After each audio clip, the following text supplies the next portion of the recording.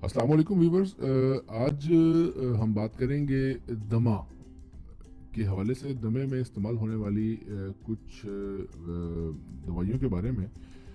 इसके लिए दवाओं के साथ साथ इन्हेलर भी इस्तेमाल होते हैं।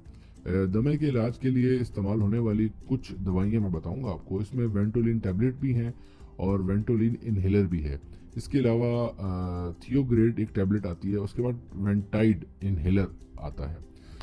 इसके कुछ साइड इफ़ेक्ट्स भी हो सकते हैं, जिसमें मतली कै, बेचैनी, घबराहट, जिस्म के फटों में रेशा, सर दर्द ये हो सकता है, और दिल की रफ्तार में इजाफा हो सकता है, ब्लड प्रेशर में कमी हो सकती है।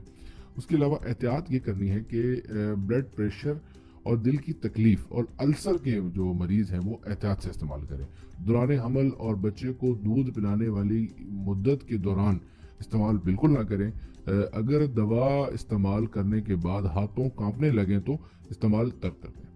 और मैं आपको इसका मुतबादिल भी बताऊंगा कि और इसका जो इलाज है आपके घर में ही मौजूद है। कोशिश करें कि पहले उन चीज़ों को जानें कि किन चीज़ों से ये आप पे हमला आवर होता है। ख़ास तौर पे ये मिट्टी और गर्द से इसका ज़्यादा मसला होता है। तो उस मिट्टी और गर्द से बचिए। उसके अलावा खाने पीने वाली ऐसी तमाम चीज़ों से परहेज़ करें जिससे आपको एलर्जी होती है और दमे का हमला आप पे हो जाता है।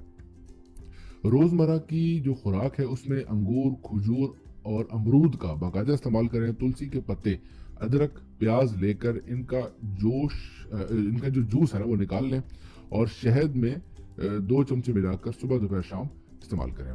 उसके बाद यह सब्जियों का ज़्यादा इस्तेमाल करें और गाजर के मौसम में इसका रस ज़रूर पीजिए। लीमू का रस में अदरक और शहद मिलाकर इस्तेमाल करने से बहुत ज़्यादा फ़ायदा होता है इसका। उसके अलावा जी सब्जियों का सूप सुबह शाम लें।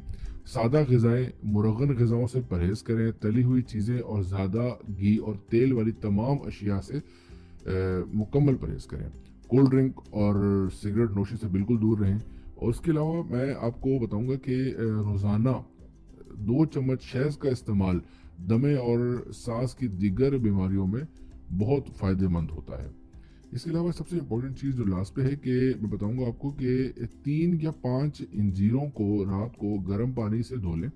उसके बाद घड़े में या मिट्टी के किसी भी प्याले में इसको रात भर भिगो के रख दें।